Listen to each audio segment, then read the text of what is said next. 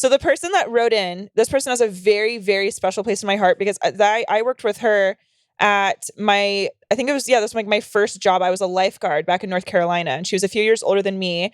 And she was, still is. So her and her brother listen to this podcast, and she actually got her younger brother our merch, which is so cute. And he got the whole office listening to our podcast. So shout out to this certain, if it's okay, if you hear this and you're like, oh, you can say my name, then I'll do it next podcast. But I just want to say that I loved working with her.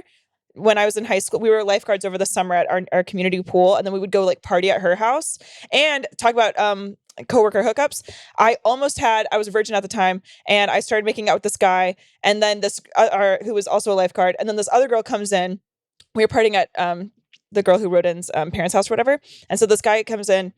And this girl comes in, and I start making out with both of them. And then like it started like progressing. And then I was like, okay, I'm going to just see myself out. Anyways, they end up fucking. And then I end up going with this other girl to get an abortion. It was honestly crazy. So LOL, didn't get to have my official threesome night, but it was still pretty fun. But anyways, I've had some wild nights with her, and she is now, I think she like works with like children or something, but okay, let's get into it. Basically, I just love you so much. I'm so happy you wrote in. Okay. Hi honks, you're the tits. Let's get into it. So my coworker romance story involves the first grade teacher and after school program coordinator at the elementary school where I taught music Not the first grade teacher. Yeah, where I taught music a few years back.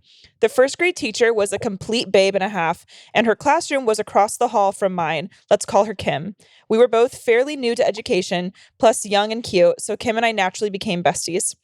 Eventually, Kim and I would stay late, along with another older first grade teacher and the absolute hunk of an after-school coordinator. Let's call him Pete Davidson. I was completely oblivious to the whole thing and just thought we were a wholesome group of overworked and underpaid pals.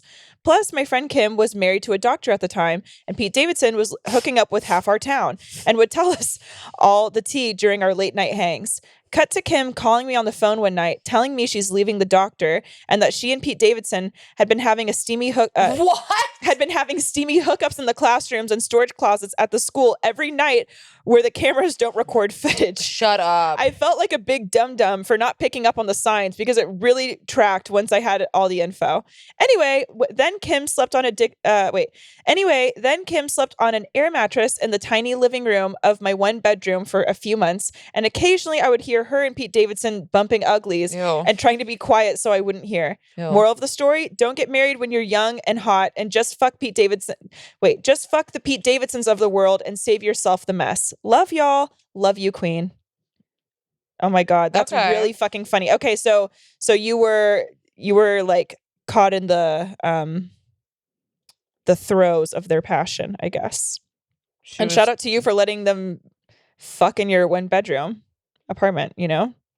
Okay, we have so many other motherfucking stories. So many stories.